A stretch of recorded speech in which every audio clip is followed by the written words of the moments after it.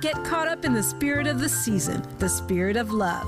Make a difference with your friends at KBLA Talk 1580.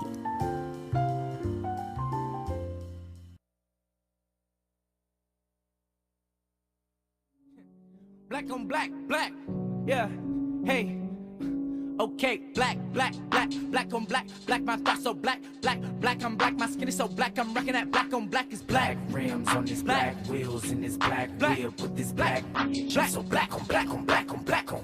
Hey, black out the coupe, hop out the roof when I run into you. Thoughts black as the dark side of the moon. Won't be no truce, won't be no truce. At your funeral in an all black suit. Couple white girls walking all black too. Me and your man marching in all black boots. Call up the troops, call up the troops. Punch you in the mouth, then knock out your tooth. I can tell when they not telling the truth. Talking that what you gon' do, what you gon' do, what you gon' do. Back and I'm black and I'm acting brand new. In the back like, oh word, diamonds all black like what you heard, what you heard, what you heard. Spilling some black on the curb, just for the memory of the deceased. When I black out of awaken the beast, what it's gonna be, what it's gonna be. You don't want with a like me, bet you never seen my so black. I'm black on black on black on black on black, black, black, black on black, black, my thoughts so black, black, black, I'm black, my skin is so black, I'm rocking that black on black is black. Rims on this black, wheels in this black, whip with this black, black, so black on black. KBLA Talk 1580. It doesn't get much blacker than Freedmen Friday. This is where we do a comprehensive conversation on reparations. We do it every Friday, second hour of the show. All walks of life, all philosophies, organizations, Republican, Democrat, other, all are welcome. That's what we do around here. It's our attempt to make sure that we're well informed and part of the progress in this historical moment of reparations. And I'm really excited to welcome in a professor focused on African American history, 20th century African American intellectual and cultural history, with an emphasis on Marcus Garvey, ancient and modern Africa, and environmental and social justice. He is part of the group of scholars at Cal State Northridge who helped to produce the reparations report, the preliminary reparations report for the city of Los Angeles, which, is, for me, so far has been quite impactful in terms of what I've learned just from reading through it. Dr. Gabriel Selassie, welcome. Thank you. Good morning, Dominique. How are you? I'm blessed. How are you doing? I'm doing fine. Thanks for having me this morning. I'm keeping my head up. That's what I'm doing. So, go ahead. I just say these are very trying times, and I think there's a lot of anxiety out there. And I think that there is, in the discussion today, a ray of hope around the subject of reparations. So I think as we get into it, I think over time, particularly when we explore the history of reparations, your viewers will see that there is some light at the end of the tunnel. Yeah, well, I'm glad you're here, because one of the things that we haven't spent as much time on is exactly that, the history of reparations. We're so much in the weeds with the considerable progress that we're seeing now and some of the setbacks. So let's do a little review of the history of reparations, which goes all the way back to when we were still enslaved, right? Yes. From my own particular research, I can at least trace this back with some authority back to the 1778. But before I do that, I just want to make sure that that your listeners are understanding the concept of reparations itself. We define reparations in three basic areas. And first is restorative justice, and that is just making amends for wrongs that have been done. And that's usually through, restoring something that has been damaged, either in body or in some type of item or something. And that is a form of reparations, just making amends. Then there is the concept of reparations for slavery that probably the majority of your listeners have heard of before. I think the vast majority of Americans think that all reparations boil down to slavery, which it doesn't. and this has somewhat been a pet peeve of mine, that when you mention reparations, everyone thinks of slavery, and then that takes the conversation off into a different trajectory. Good and point. then there is the concept of reparation, which is the act or process of returning a person or item to the country of their birth, origin, or citizenship. So that's just, for example, a museum may have some artifact and it just returns that back to the country where, it was stolen from or pillaged or what have you, and that is a form of reparation. But those are the three distinct areas, and I think that your viewers, when we start going through this timeline, I will end up talking about all three of these in some particular form. But from what we know, or you were going to say? Oh, I was just going to say that's one of the things that I think was most impressive about the California task force, is that it really was emphatic about the fact that it's not just enslavement. There's a subsequent harms and aspects that are just as important and really important in making the argument for reparations today. Yes. I think that the goal for obtaining some form of reparations payment for slavery is a noble cause. I really do. But I think that our understanding and our talk about reparations needs to expand and broaden.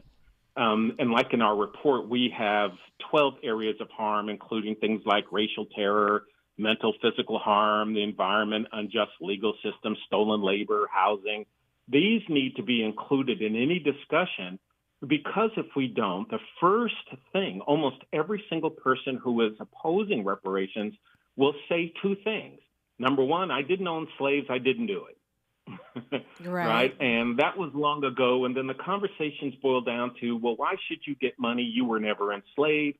And then you're into this whole discussion about psychological trauma that it reverberates through generations. And I think it really, what it does is that it helps to push the conversation away from people who are engaged in harmful practices of being able to walk away and say, well, I didn't own slaves, so therefore I'm not guilty of anything, which is absolutely not true. Yeah. I mean, and those are sort of standard talking points against reparations, which, it's good to have a couple of, be armed with a couple of counter arguments and also understandings. So Molly Bell says, ready for the light at the end of the tunnel. How long is this tunnel? Yeah, well, I mean, if you think about it, go back in your mind and think about someone making the case for reparations in, let's say, 1970, right? That was just an absolute non-starter. People would not have even understood exactly what you meant by that, even if you're talking about it in the concept of slavery, right? People just wouldn't have wanted to hear it. But over time today, I am involved in a commission and writing a report that's going to be presented to the city of Los Angeles to consider reparations payment. There is a reparations document for the state of California. There are reparations efforts in cities like Evanston, Illinois. Chicago has paid out reparations for people who were abused by the police department. So if you think about it, we've come actually a long way from reparations being a non-starter to at least engaging and thinking about and talking about and arguing about and writing about the necessity for reparations. I think that is a milestone, and I think that is something that we could see. What will the discussion be 2 or 3 years from now? Who knows, right? What it requires is the first case of reparations to be paid, and I think then we will see a lot more government agencies, people talking about it in earnest, and it will become more of a commonplace idea, particularly among white people. Yeah, I think that's true. I remember Dick Gregory saying, we used to talk about this back in the 1990s, when it was also a non-starter.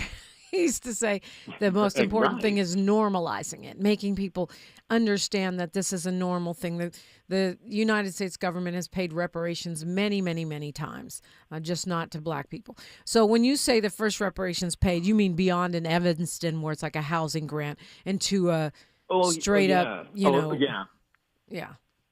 Yeah, we can go back. From my research, the first case of someone actually talking about reparations as we would know them in terms of payment dates back to 1778 by a man by the name of Warner Mifflin. Mifflin was a Quaker, and he was quite an extraordinary person.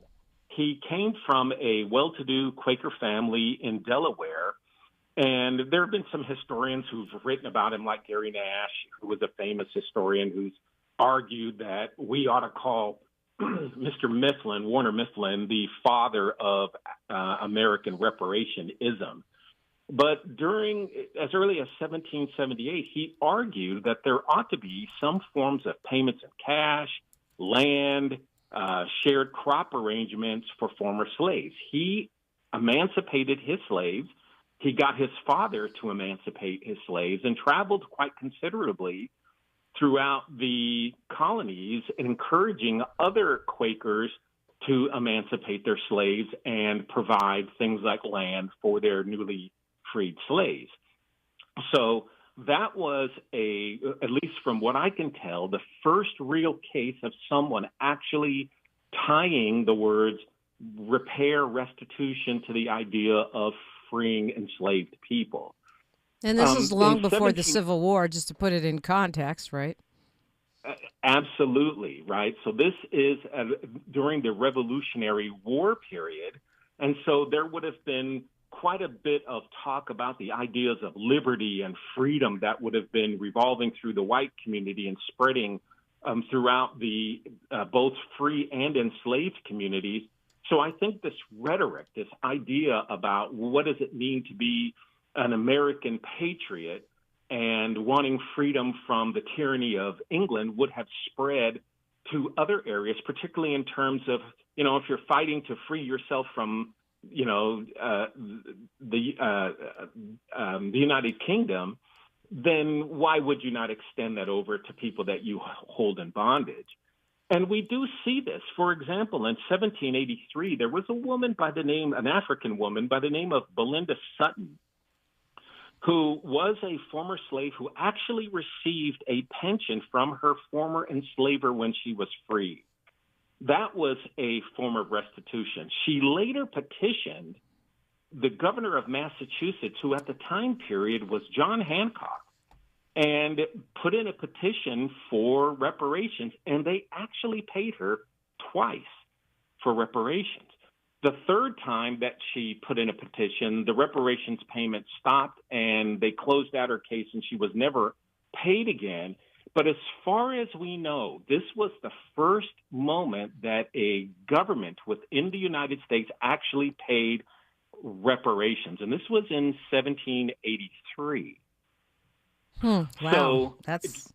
Yeah, so from the Revolutionary War period to the early national period, there was some talk, some movement about paying reparations for formerly enslaved people.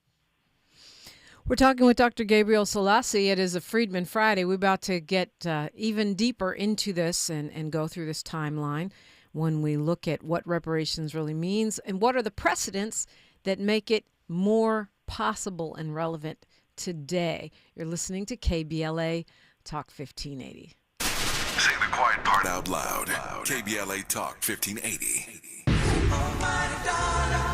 Are you an entrepreneur looking to take your business to new heights? KBLA Talk 1580 is your partner in success. Every day, we celebrate and elevate Black-owned businesses across our community. Our KBLA SMB Marketplace currently features The Cookie Dip, Bad Ash Bakes, Hair Concoction, Higher Education Accreditation Consulting, LACC Radiology Technology Department, and Malik Books. Your business deserves to be heard. Let KBLA Talk 1580 amplify your voice and connect you with our powerful community of listeners. Email smb@kbla1580.com today. That's smb@kbla1580.com. At KBLA Talk 1580, we've got your black. When you choose Gillette, you choose the best a man can get. Close and smooth shaves, award-winning beard care, and a gentle trim below the belt. And this November and December, every Gillette purchase supports Movember in the fight against prostate cancer. Choose Gillette and make a difference. Shave down and stand strong with the 1 in 8 men who will be diagnosed with prostate cancer. Visit pggoodeveryday.com/Movember for details. Exclusions apply. Hey, Ma, I've been meaning to talk to you about some new COVID information I saw online. I read that 3 out of 4 adults in the United States have a high risk factor for severe COVID-19. And black folks like us with certain conditions like diabetes, heart disease, mental health conditions, or being 50 and older are at high risk. Boy, you sound like a commercial. I'm just saying. I know you love your ginger teas and essential oils, but remember, there are treatment options for COVID-19. I promise if I get sick again, I'll call my doctor to ask about my options. Have you heard of the 50-30-20 rule? This can help you spend and save your money wisely. So, how does it work? Distribute your dollars into 3 buckets. 50% towards needs, 30% towards your wants, and 20% goes to savings. Use this tool to help your journey to financial success. Sponsored by J.P. Morgan Chase & Company. The California Crusader newspaper would like to thank all of our subscribers for their support throughout the years, proudly serving the South Los Angeles and South Bay areas for more than 40 years. The California Crusader is a multicultural, black-owned, adjudicated newspaper that focuses on providing newsworthy information to the people in our community.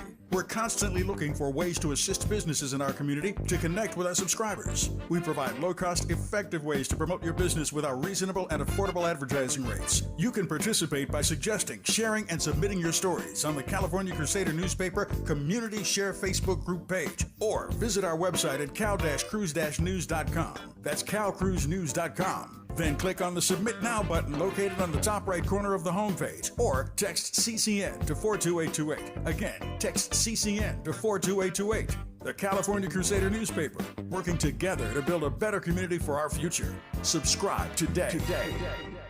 $5,000. That's the average amount of money people in the U.S. are now spending on gas in a year. $5,000. That's crazy. If you drive, you have to download Upside, the free app that gives you cash back every time you get gas. That's right. You can earn real cash back with Upside just by buying the gas you're already buying. You can literally start earning cash back today. I use Upside every time I fill up, and I've already made around $300. You're putting gas in your car anyway. Why not get real cash back? If you like free money, download Upside. I'm saving the cash I earn from using Upside to help pay for a vacation later this year. Download the free Upside app now to earn cash back every time you buy gas. Use promo code SNAP to get an extra 35 cents per gallon on your first tank. You can cash out anytime right to your bank, PayPal, or a gift card for Amazon and other brands. Just download the free Upside app and use promo code SNAP for a 35 cents per gallon bonus on your first tank. That's code SNAP for a 35 cents per gallon bonus.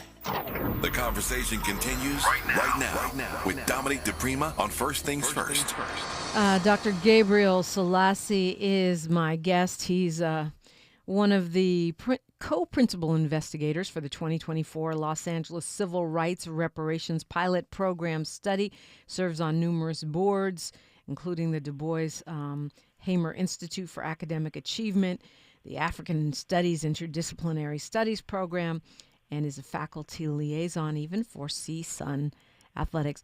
Dr. Selassie, we're starting to go through this timeline about reparations and the history of it.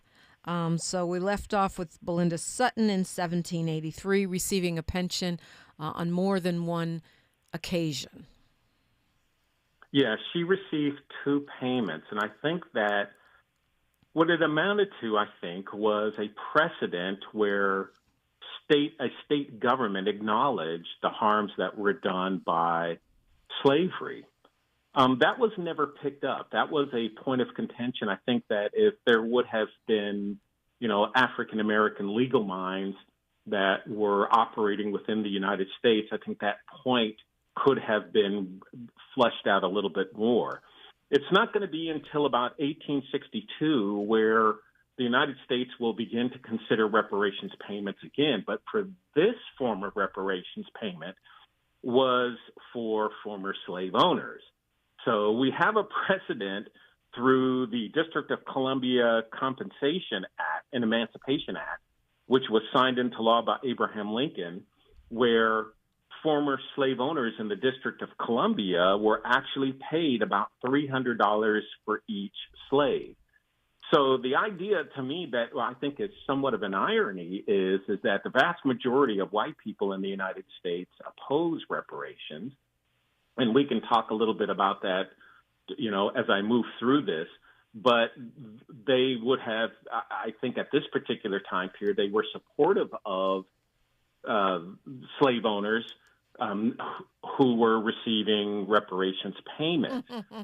So at least from that standpoint, you can see the irony of it all is that on the one hand, you might oppose reparations, but then on the other hand, if it's for the compensation of slaves, that you're okay with that. And the same thing happened in the UK in 1837, where some 20 million pounds were paid through the Slave Compensation Act. So there is the will amongst governments to always pay, slave owners for compensation. I mean, that but happened not the will in to Haiti pay. too, right? I mean, the French were paid for their so-called property. Yeah, absolutely. So then we have to question. So we recognize that Americans and other groups have no problem understanding this philosophy of restorative justice, except when it comes to black folk, right? And I think that, to me, you only can draw one particular conclusion with that, and I'll allow your listeners to figure that out for themselves. But from 1862, the next form of reparation I think that most black people in the United States will be familiar with is Field Order Number 15 that was issued by William Tecumseh Sherman in 1865. And that one essentially gave about 400,000 acres of land in Florida, all the way up the coast through Georgia, all the way up through South Carolina. And essentially that included the Georgia Sea Islands. And so this was a case where the federal government, Sherman acting on behalf of the federal government, actually gave land to black people so they could settle. It's kind of a misnomer. Many people think this was part of the mules come in with the 40 acres, but it was just about land. And of course, when Lincoln was assassinated and Andrew Johnson became president, he rescinded Field Order Number 15, and all that land was then returned back to former slave owners. And for me, I would kind of think, Dominique, that at this particular point, that if I was a crusading attorney who had some stake in the game, I think that I would probably try to make a case that that land ought to be returned back to black people, because I think that was a lawful order. Johnson made the argument that once the war was over, war orders could not be or were not valid. But I think that a case could be made, nevertheless, that was a legal, valid order, and then the returning of the land back to people who were involved in the insurrection of the United States itself probably might be problematic. Yeah, and that is an interesting argument, because you could say we can no longer issue war orders when a war is over, but if orders that were given during a time of war are no longer valid, then there's a lot of things we'd have to go back and undo, right? Yeah, absolutely. So I mean, that's one of the areas where I've always been kind of, even as a younger person, really startled by the fact that no one has really tried to make this argument.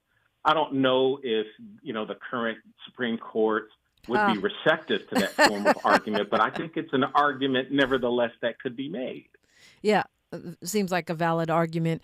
When you said that there's a lot of misunderstanding about this concept of 40 acres and a mule, what do you mean by that? Yeah, the Sherman met consistently with black leaders in the community about what to do with the numbers of slaves that were being freed from his, infamous march to the sea. And the question is that what to do about all of these formerly enslaved people? And the most logical conclusion was that people needed land to survive.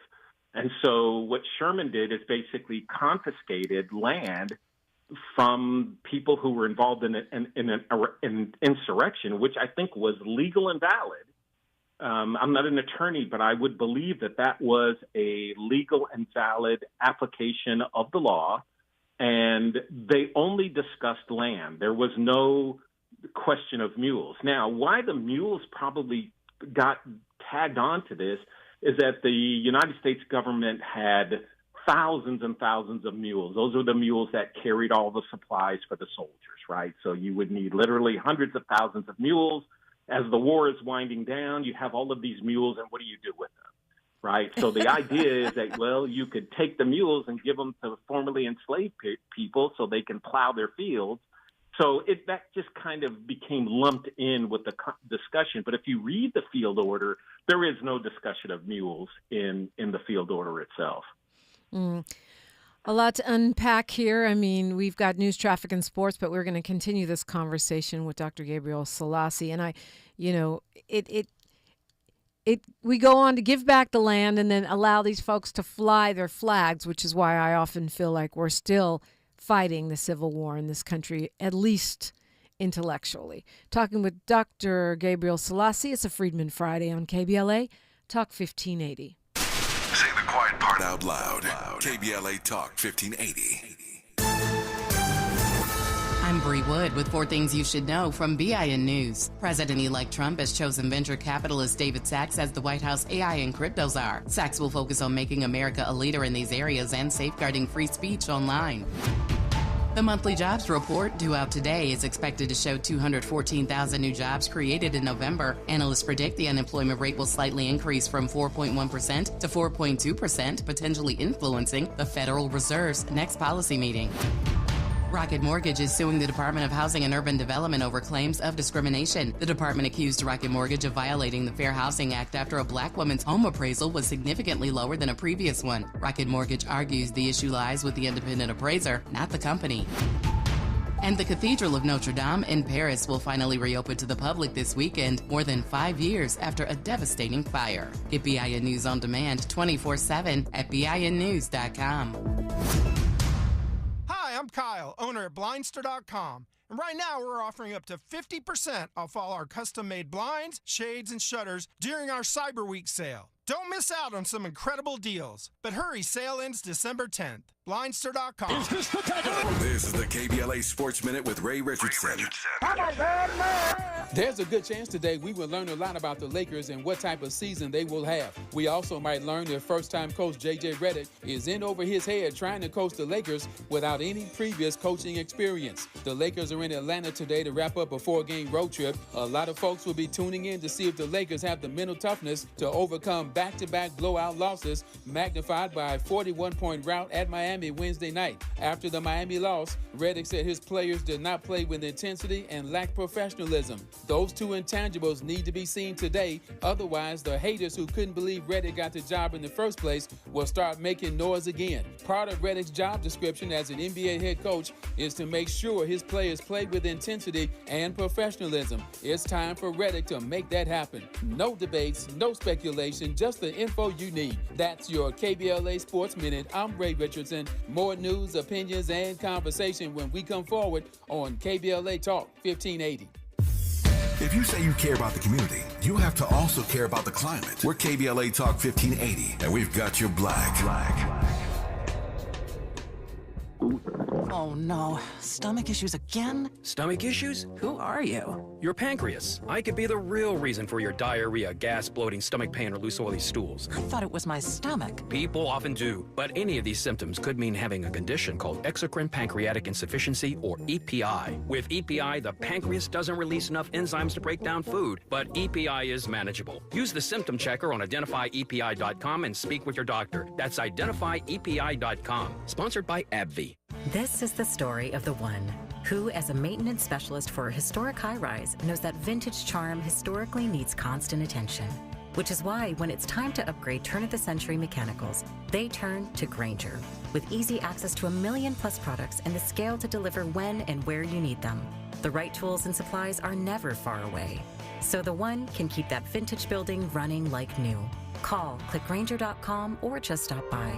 Grainger, for the ones who get it done. An official message from Medicare. Couple more minutes and we'll start this month's book club. You know, I usually love a plot twist, but this year, I'm comparing my options during Medicare open enrollment. You can't assume your current health or drug plan is the best one for you. And you gotta make sure your drugs are covered. That's important. So is saving money. Review all your options at Medicare.gov. Open enrollment ends December 7th. Paid for by the U.S. Department of Health and Human Services. Oh no, stomach issues again? Stomach issues? Who are you? Your pancreas. I could be the real reason for your diarrhea, gas, bloating, stomach pain, or loose oily stools. I thought it was my stomach. People often do, but any of these symptoms could mean having a condition called exocrine pancreatic insufficiency, or EPI. With EPI, the pancreas doesn't release enough enzymes to break down food, but EPI is manageable. Use the symptom checker on identifyepi.com and speak with your doctor. That's identifyepi.com. Sponsored by AbbVie. If you're living with dry age-related macular degeneration or dry AMD, you may be at risk for developing geographic atrophy or GA.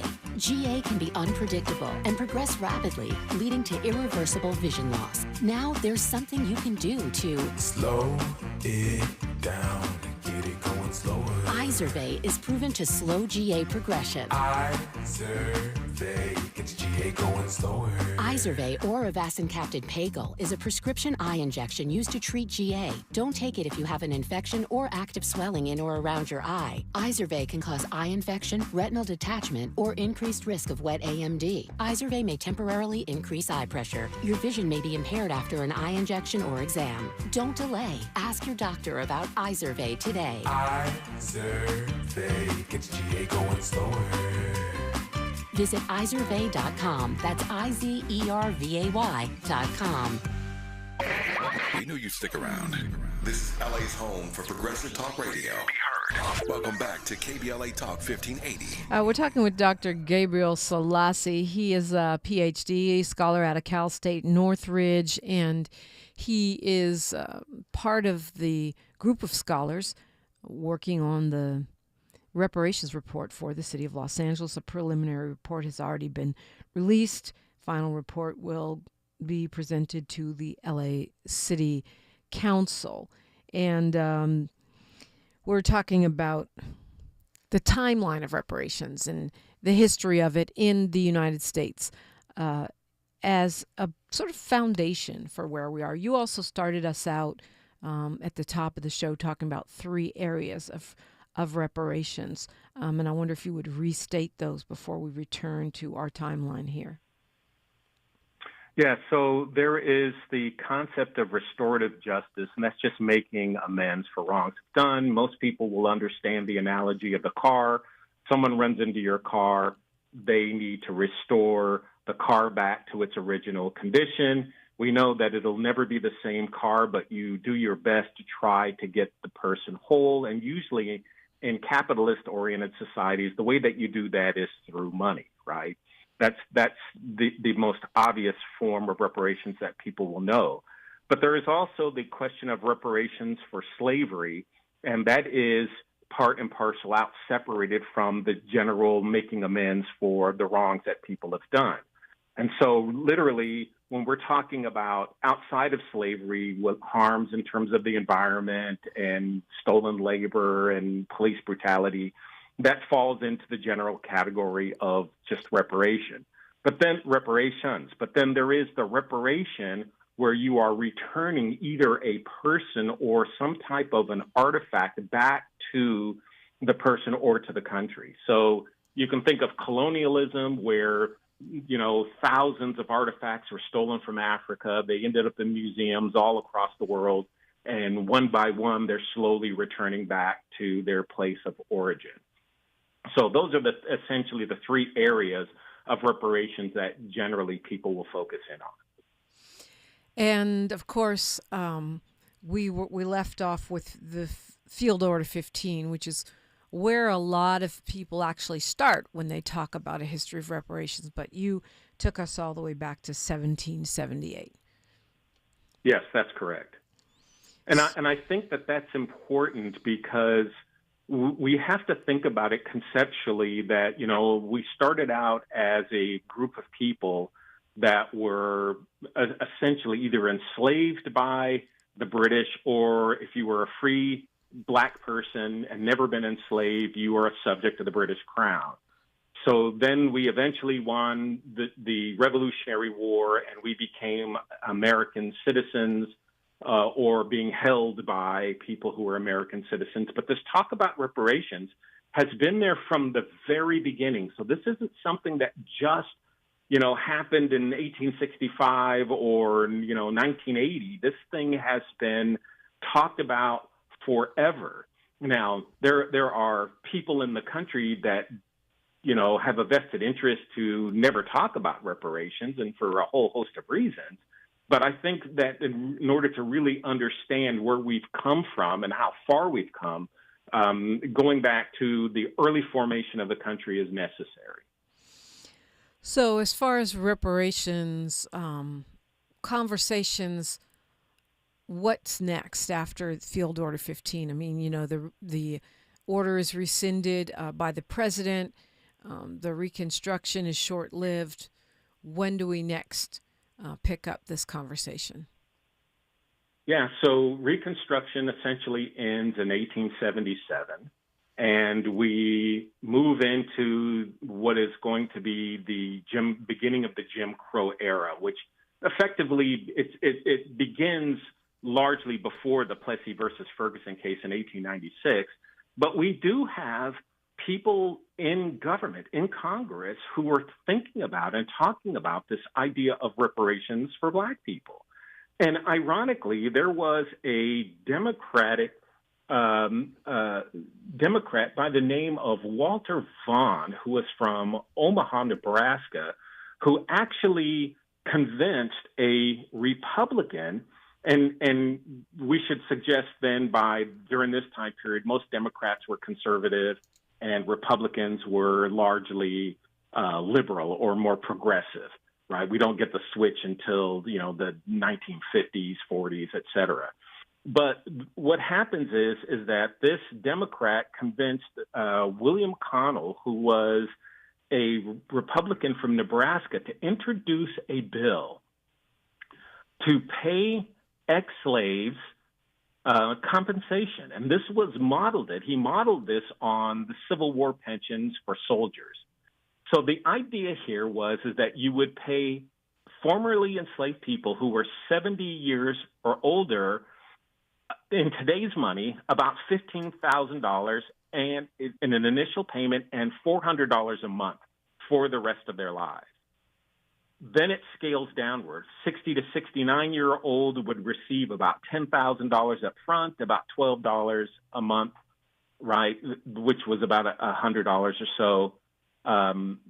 Then it goes down from 50 to 59 years of age. But it was modeled on the idea of Civil War pensions, where if you were hurt during the war, you got a certain amount of money, et cetera. Now, that bill, or the idea of introducing that bill, it basically never got anywhere. It was H.R., I believe, 11119, and that bill just basically floundered. There was no, that bill was never going to see the light of day. But what I think is important about that is that you had members, at least two members from both parties, who had agreed that black people should be paid compensation for slavery, because during this time period, obviously, there were people who were still alive that had been enslaved. Yeah. So again, here, this is just another example of the efforts by people who were forward-thinking, who understood that there needed to be some form of restorative justice given to enslaved people who had attempted to provide that compensation. Mm. Ironically, what's going to happen is that we're not going to see another bill like this or another process like this until the 1980s, right? Once that bill flounders, and what year is this? What year is this? This is in 1894. So from 1894, almost 100 years later, in other words, until we see this addressed again in Congress. Yes, by government agencies, whether they be state, local, or what have you. Now, there were efforts there were efforts to bring about some form of compensation. There were people like Callie Guy House in 1898 who attempted to organize Black people throughout the country to rally for compensation. But, and I think this is really tragic, she was eventually jailed for about a year in 1917 for mail fraud. The same logic that placed Marcus Garvey in prison for mail fraud, this was applied earlier. So I think that there was a precedent, right, to use mail fraud to jail Black people for having discussions about reparations. Wow, just like they're doing now with some of our Black leaders. Well, there's some pardons that Joe Biden could issue. Pardon Callie House, Marcus Garvey, Right, exactly. Mumia Abu-Jamal, the list goes on. We're talking with Dr. Gabriel Selassie, and we're going to go real quickly to Randy calling us from LA. Hi, Randy. Randy, you there? Okay, we'll go to Randy. Right here. Okay, go ahead. Very interesting that we had conversations about reparations. The idea that when I brought it to your attention, that it was brought to my attention, that we had been given plantations to work during the Civil War, and had created a paper trail of finances, and then it was all swept under the rug. And you're referring specifically to the experiment of which your ancestors were part, right, Randy? Right, the Port Royal experiment. Okay, we'll focus on that when we come forward on KBLA Talk 1580. More of First Things First with Dominique DiPrima when we come forward.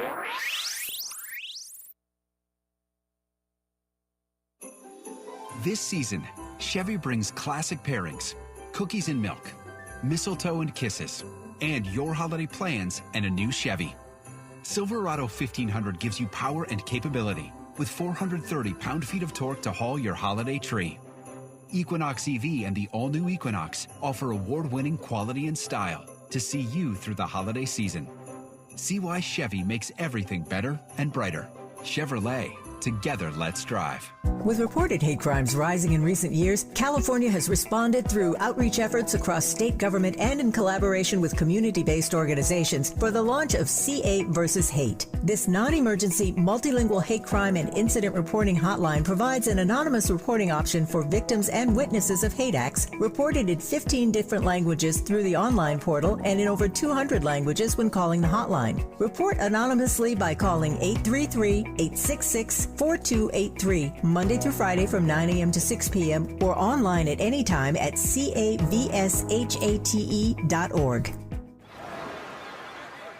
Hear that? That's the sound of your life. Perfectly imperfect. Beating in rhythm to the world you've created. But every time you drive after drinking, the music gets drowned out. Your life sounds pretty great. Don't let a buzz ruin it. Buzz driving is drunk driving. Don't drive buzzed. A message from NHTSA and the Ad Council. KBLA Talk 1580. We've got a lot to talk about. KBLA Talk 1580, connecting you with services and solutions. LA County's new Justice Care and Opportunities Department, or JCOD, is here to support justice-involved individuals and their families. The JCOD Support Center is now taking calls at 1-833-LACJCOD. That's 1-833-522-5263. Available 7 days a week from 6 a.m. to 11 p.m., the Support Center is your one-stop shop for re-entry issues and court support. They offer court reminders, connections to local services, transportation assistance for housing, court appearances, and childcare. The JCOD hotline provides personalized help to connect you with services that you need. And don't forget to check out justiceconnect.org for more information. Remember, it's free and available every day at 1-833-522-5263. This is a community call to action from KBLA Talk 1580. Heard any other talk talk radio lately that sounds anything like this? We didn't think so. You're listening to Unapologetically Progressive, KBLA Talk 1580. And you're with me on a Freedmen Friday. Dr. Gabriel Selassie is our guest. He is a researcher and teaching focus on African American history, 20th century African American intellectual and cultural history, and is one of the Cal State Northridge scholars who is working on the Los Angeles City Reparations report. We were going through history. Randy from Watts called, and he was referring to his family, which was, he just discovered, part of something called the Port Royal experiment. Yeah, I'm not an expert on the Port Royal experiment, but what I do know about it is that this was an experiment that began in 1862, where once the Union Army had occupied the Sea Islands, land distribution, I think some 40,000 acres of land were given over to families. Northern teachers came down into this particular region and began teaching reading, writing, mathematics. Physicians came providing health care, teaching English. The Penn School, which was founded by a group of people in Philadelphia, was one of the first, and if I'm not mistaken, probably the first school to formally educate Black people in the South, right after the Civil War. So this was, we call it an experiment, but this was a form of reparations. And again, once Lincoln was assassinated, this experiment died out. But I think that there is some precedent here for people to really examine this and figure out exactly what the legal precedence was for this, for the reconfiscation of land. I mean, if any of your visitors have been out to the Sea Islands, and one of the things that you'll notice is these are one of the most wealthiest areas in America, right? So, and this is prime real estate, and that was something that Black people were not able to take advantage of. Yeah. So it's a fascinating thing to really look into. And thanks for connecting the dots, Randy and Dr. Selassie, on that. Somebody in the chat is asking where you get your information. I mean, I suppose it's a lifetime of scholarly study, but where would you recommend people start, or do you want to give some books for folks to add to their libraries? Yeah, I probably think that the best places to start, or you can just do simple Google searches, are probably the best places to start. And you can find a host of books. Largely, the numbers of books that are writing on this particular area don't necessarily focus on African Americans per se. They talk about restorative justice in the whole sense, like Elazar Barkin has written quite a bit about restorative justice, but he does it in an international framework. But you can do just simple Google searches, and you'll find quite a bit of information on reparations and find out timelines and articles that have been written about this subject matter. Can't believe we've been talking for almost an hour, and we're only up to 1894. Well, kind of 1980, but because you said the next legislative initiative is 1980, but we went to Callie House, and I'm sure there are others that we can talk about between 1894 and 1980. Well, after Callie House, and that was in 1898, we don't really begin to see the discussion of reparations until James Foreman, who was head of SNCC in 1969, who then makes a speech where he's demanding $500 million in reparations. And then, of course, we get the snowball effect where we have the Sioux Indian tribes in 1980. 1988, Japanese Americans are paid about $1.25 billion. And then 2015, Chicago, and then now the recent cases of Evanston, Illinois, Rosewood Resolution in 1994. So we after Callie Guy House, we really just don't see any discussion of reparations for African Americans until just recently, over the last number of years. When you talk about 1980, you're referring to H.R. 40? Well, I'm talking about the federal government payment to sue Indian tribes for the seizure of land in 1977. That was a very small bill. It basically paid out about $122 million. But we're not going to see the large sums of money until we get to 88, when Reagan signs the Civil Liberties Act, where I think somewhere about 120,000 Japanese were paid reparations, which amounted to about $1.2 billion. And that is probably what people will remember as the largest reparations payment that I can think of that has been paid out to anyone. And so where do you put H.R. 40 in the history of reparations? Well, in terms of thinking about it, in terms of I just kind of think about it in the sense that it's just a commissioned study. I mean, John Conyers had the right idea. And the idea is that if you can get people to just study reparations, then the next thing is that you have the ammunition then to begin to talk about paying restitution. So I think it was a noble idea. I mean, he presented this bill, I think, every year until he resigned from Congress. So I think it's a noble idea, but it still, to me, is a long way from action. It's a beginning, but it's still a long way into actually getting movement to actually pay. Where I think the real reparations will begin to have happen is at the local and state levels.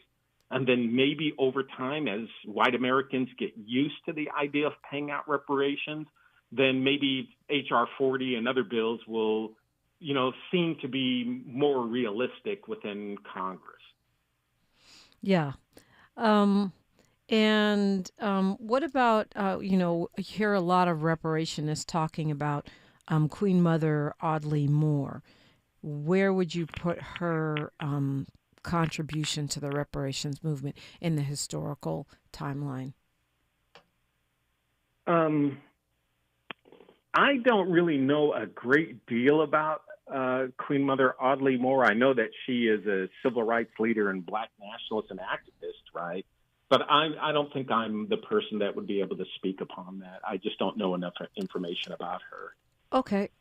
Well, let's fast forward to today, because you guys, the Los Angeles Reparations Commission of the Civil Rights Department of the City of Los Angeles released a preliminary report over the summer. And we're going to see that report go to the LA City Council. More and more cities across the country are seating reparations commissions and task forces. What is this? Does it give you hope? Where do you think we are? Do you feel like we're in a new renaissance, or is this another repeat of these little surges of reparations interests that fade to black or fade to white? Yeah, I think that we are at a beginning stage. I'm optimistic. I fundamentally believe that. So let's look at the data, right? The data will give us some clue as to, I think, where we are with this. Most white people do not support reparations, but if you break this down, younger people have a tendency to support reparations. The more education a person has, they support reparations. And ironically, the poorer a person is, they are more likely to support reparations. So the older a person is, particularly if they're white, they don't support reparations. Republicans wholeheartedly do not, and middle and income people have a tendency to not. So I think particularly among younger people, because I asked this question in my classes, I literally asked my students, what do you think about reparations? And I might get out of 40 students one person who is decidedly against it, but most young people are able to articulate the idea that reparations need to be paid whether it is for Jim Crow or for slavery.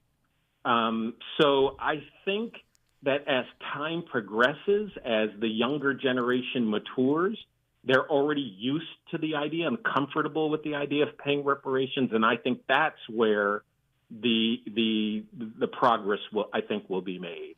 I think it's just a matter of time, really. Dr. Selassie, I want to thank you for your work. The Los Angeles Preliminary Report, the LA Civil Rights Department Preliminary Reparations Report, is an eye-opener, and this is something I talk about, think about, read about all the time. The way things played out in the city of Los Angeles and the state of California, the way you guys have aggregated this information, really eye-opening. Tell us where they can find it. Well, you can go to the City of Los Angeles Reparations Advisory Commission, and that is part of the LA Civil Rights Commission, and you can just Google that, Reparations Report, and you will find the executive summary. So the executive summary is quickly readable. It will probably take you maybe 30, 45 minutes to go through it. And it is just a summary of what we're finding, preliminary finding. The larger report won't be out until maybe a few months from now, maybe early 25. But you can automatically see by just Googling City of Los Angeles Reparations Advisory Commission, executive summary reparations, and you can find that report, the executive summary in whole. Dr. Selassie, thank you so much for talking with us for the hour. Yes, you're welcome. Glad to be here. Like what you heard, didn't like what you hear, call me. We got the phone lines wide open next on KBLA Talk 1580. KBLA 1580 Santa Monica. I'm Bree Wood with 4 things you should know from BIN News. President-elect Trump has chosen venture capitalist David Sachs as the White House AI and crypto czar. Sachs will focus on making America a leader in these areas and safeguarding free speech online. The monthly jobs report, due out today, is expected to show 214,000 new jobs created in November. Analysts predict the unemployment rate will slightly increase from 4.1% to 4.2%, potentially influencing the Federal Reserve's next policy meeting. Rocket Mortgage is suing the Department of Housing and Urban Development over claims of discrimination. The department accused Rocket Mortgage of violating the Fair Housing Act after a black woman's home appraisal was significantly lower than a previous one. Rocket Mortgage argues.